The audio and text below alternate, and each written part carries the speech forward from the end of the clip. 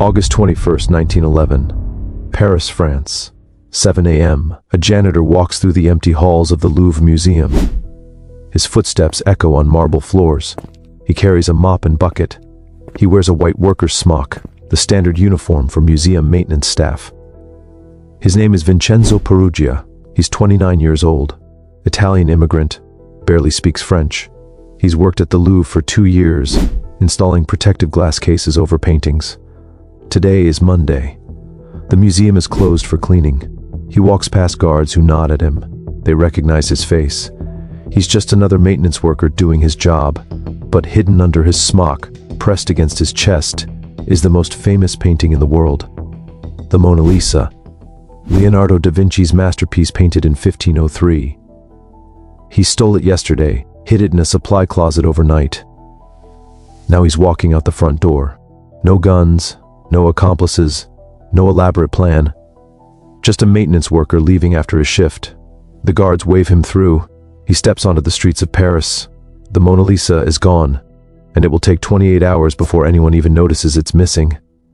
How did a barely literate Italian handyman pull off the most audacious art theft in history? And why did stealing the Mona Lisa actually make it the most famous painting in the world? Paris, France, 1911. The Louvre is the largest art museum in the world. Over 400,000 visitors per year walk through its halls. The building itself is a former royal palace covering 60,000 square meters. Thousands of paintings hang on the walls. Sculptures fill the galleries. Egyptian artifacts, Greek antiquities, Renaissance masterpieces. Security is minimal by modern standards. No surveillance cameras, no motion detectors, no alarm systems. Guards patrol the halls, but there are too many rooms and not enough staff. The museum closes every Monday for maintenance and cleaning. On those days, only staff and workers are allowed inside. Painters touch up walls, janitors mop floors, maintenance crews repair exhibits. It's the perfect day to steal a painting. The Mona Lisa hangs in the Salon Carré, a large gallery on the first floor. The painting is surprisingly small, just 77 centimeters by 53 centimeters. It sits in a simple wooden frame behind a glass protective case. The case is heavy, weighing about 200 pounds with a frame and glass, but it can be lifted by 2 people, or by one determined man. Leonardo da Vinci painted the Mona Lisa between 1503 and 1519. It's a portrait of Lisa Gherardini, wife of a Florentine silk merchant. Her enigmatic smile, her folded hands, the misty landscape behind her. The painting is admired by art historians, but in 1911, it's not particularly famous to the general public. It's just one of thousands of paintings in the Louvre. That's about to change. Vincenzo Peruggia arrived in Paris in 1908. He's from a small town near Lake Como in northern Italy. Poor family, little education. He works construction jobs and odd labor. In 1910, he gets hired by the Louvre Museum as part of a team installing protective glass cases over valuable paintings. The work takes months. He and other workers measure frames, cut glass, build wooden cases, and secure them over artwork. Peruggia spends hours in the Salon Carré, working on the Mona Lisa's protective case. He lifts the painting off the wall multiple times. He studies the frame. He knows exactly how heavy it is, how the case attaches, how the security works. He's one of a dozen workers with unrestricted access to the museum's most valuable art. And he starts planning. Peruggia is an Italian patriot. He believes Leonardo da Vinci's masterpiece belongs in Italy, not France. Napoleon looted Italian art during his military campaigns. The Mona Lisa should return to its homeland. This isn't about money. This is about national pride. At least that's what Peruggia tells himself. The truth is probably more complicated. He's broke, he lives in a tiny apartment, he drinks too much, he's been arrested twice for petty crimes. Stealing the world's most famous painting could make him a hero in Italy, or make him rich. Maybe both. August 20th, 1911. Sunday evening. The Louvre Museum closes at 6 p.m. Crowds of visitors file out through the main exits. Guards begin their evening patrols. Peruggia enters the museum that afternoon as a visitor. He wears ordinary clothes. He blends in with tourists. He walks through the galleries slowly like he's admiring the art. At 5:45 p.m., 15 minutes before. Closing, he slips into a storage closet near the salon carré. The closet is used for cleaning supplies, mops, brooms, buckets. He closes the door and waits in darkness. Guards make their final rounds. They check the galleries. They lock the main doors. By 7 p.m., the museum is empty and locked. Peruggia waits in the closet for hours. He sits in complete darkness. No food, no water, just waiting. He hears footsteps occasionally as night guards patrol distant hallways, but no one opens the closet door. At some point during the night, he falls asleep sitting against the wall. Monday morning, August 21st, 1911, 6 a.m. Peruggia wakes up in the dark closet. He listens carefully, footsteps, voices, maintenance workers arriving for the Monday cleaning shift. He waits another hour. At 7 a.m., he opens the closet door slightly. The hallway is empty. He steps out wearing his white worker's smock that he kept hidden under his regular clothes. Now he looks like any other museum employee. He walks calmly to the salon carré. No one is in the gallery. He approaches the Mona Lisa hanging on the wall. Peruggia lifts the painting off its wall hook. The frame and protective glass case weigh over 200 pounds. He's a strong man, used to physical labor. He carries it awkwardly, holding it against his chest. He walks quickly to a nearby service staircase. The stairs lead down to a lower exit. He moves carefully down the steps. The frame bumps against the narrow stairwell walls. At the bottom of the stairs, there's a locked door leading outside. Peruggia sets the painting down. He tries the door handle. Locked.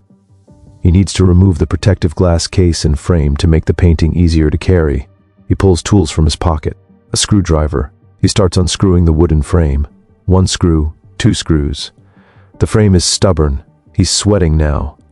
Footsteps echo from somewhere above. Someone is coming. He works faster. The screws won't come out easily. Finally, the frame loosens. He pulls off the protective glass case. It crashes to the floor. The sound echoes through the stairwell. Peruggia freezes. Did anyone hear that? He waits. No voices. No footsteps. He removes the Mona Lisa from its wooden frame. The painting is now just the canvas panel, 77 centimeters by 53 centimeters, small enough to hide under his smock. He presses it against his chest under his clothing. The wooden frame and broken glass lie abandoned on the stairs. He tries the door again. Still locked. He's trapped. Footsteps approach from above. A plumber working in the museum comes down the service stairs. He sees Peruggia standing by the locked door. "What are you doing?" the plumber asks in French.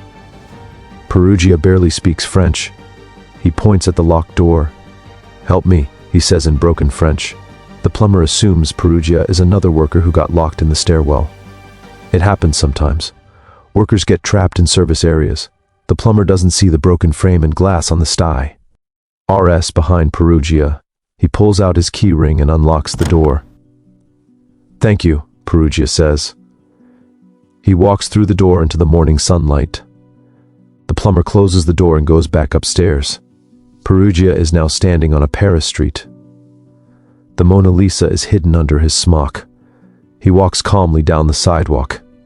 He blends into the morning crowds, workers heading to jobs, shopkeepers opening stores.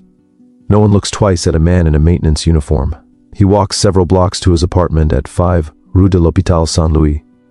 He climbs the stairs to his small room on the 4th floor. He closes the door. He pulls the Mona Lisa out from under his smock. He stares at it. Leonardo da Vinci's masterpiece sits on his bed. He wraps it in red silk cloth.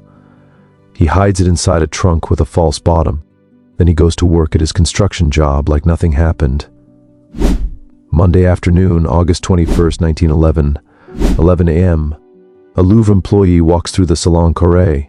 He notices the Mona Lisa is missing from the wall. 4 iron hooks remain where the painting hung. He assumes the painting was removed for photography. The museum often photographs artwork for catalogs and postcards. He doesn't report it missing. Hours pass. Tuesday morning, August 22nd, 1911, 8:30 a.m. The Louvre reopens to the public. A painter named Louis Barraud arrives to sketch artwork. He wants to draw the Mona Lisa for a postcard series. He walks to the Salon Carré. The wall is empty. He asks a guard, "Where is the Mona Lisa?" The guard shrugs. probably in the photography studio. Peruggia walks to the photography studio. The Mona Lisa isn't there. He asks another guard, "Where's Leonardo's painting? Check with the curator." Peruggia finds the museum curator. "Where's the Mona Lisa? I need to sketch it." The curator looks confused. "It should be hanging in the Salon Carré." They walk to the gallery together. The wall is empty. The curator's face goes pale. He runs through the museum shouting orders. Guards search every gallery, every storage room, every office. The Mona Lisa is gone. At 11 a.m., the Louvre Museum is evacuated and locked down. Police are called. Detectives arrive within an hour. They find the abandoned wooden frame and broken glass in the service stairwell.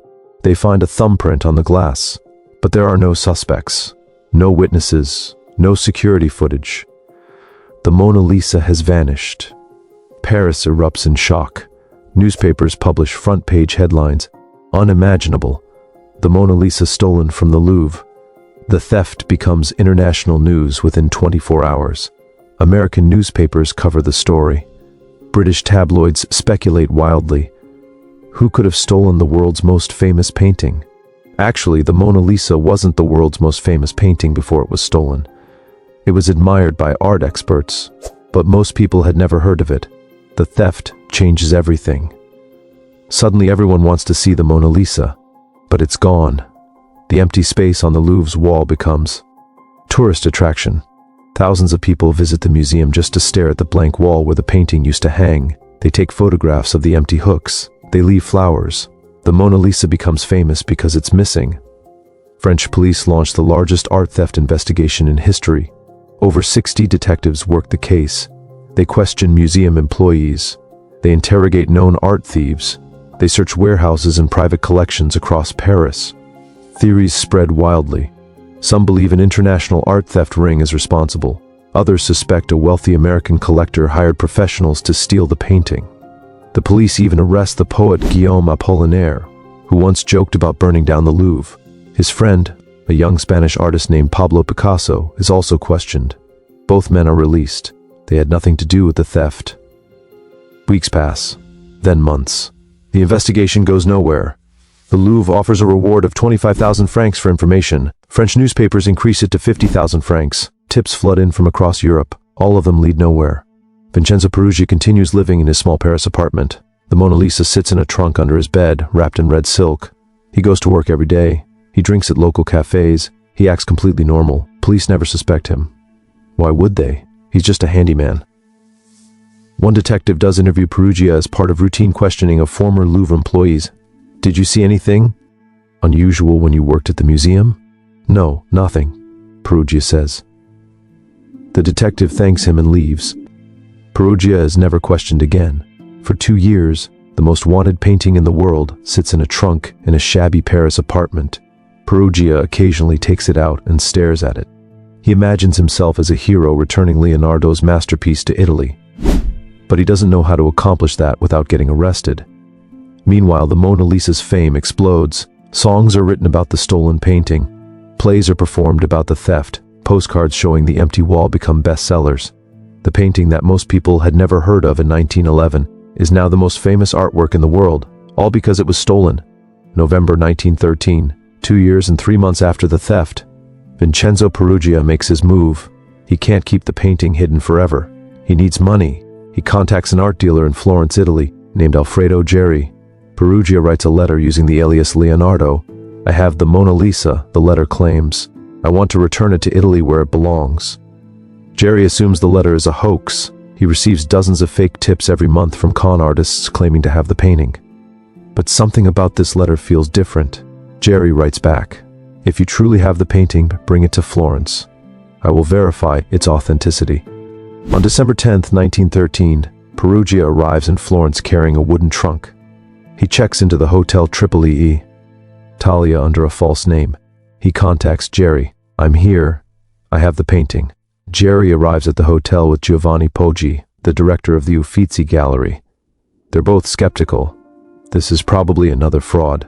They climb the stairs to Peruggia's room on the 3rd floor. Peruggia locks the door. He pulls the trunk from under the bed. He opens it. Red silk cloth. He unwraps it carefully. The Mona Lisa. Jerry stares in disbelief. Poggi pulls out a magnifying glass and examines the painting closely. He looks for Leonardo's signature brushwork, the craquelure patterns in the paint, the wood panel. After 20 minutes, Poggi looks up. It's real. This is Leonardo's Mona Lisa. Peruggia smiles. He expects to be celebrated as a hero.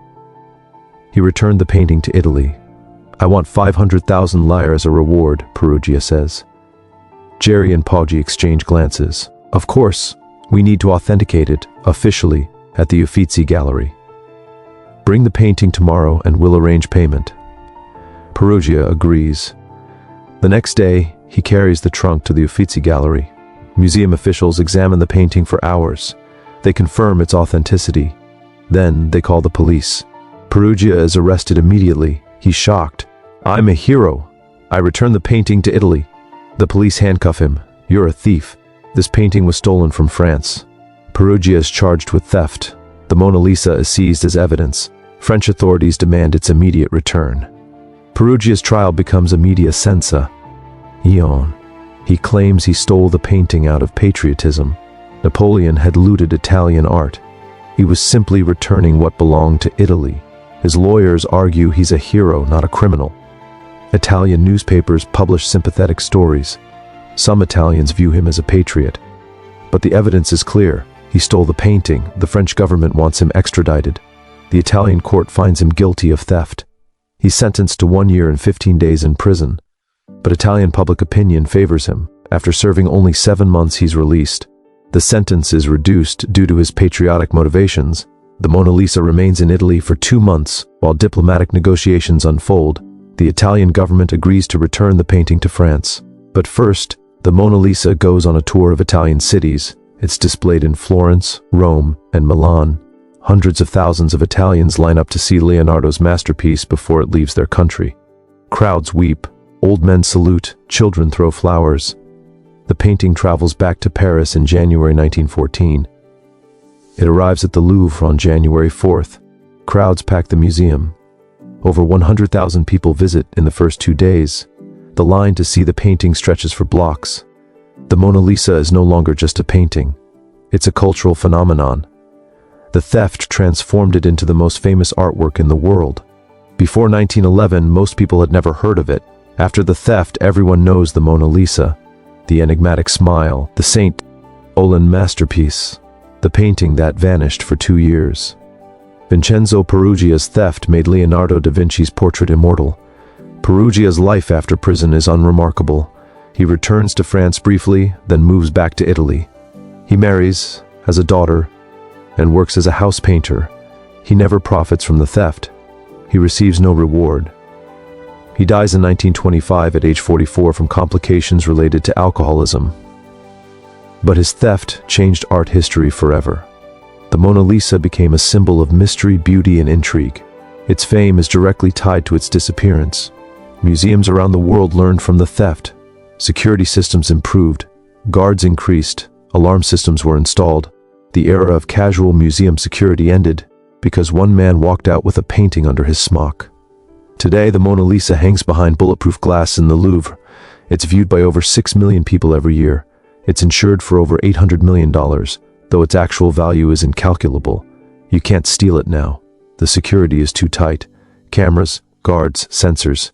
But in 1911, all it took was one maintenance worker with a screwdriver and enough nerve to walk out the front door.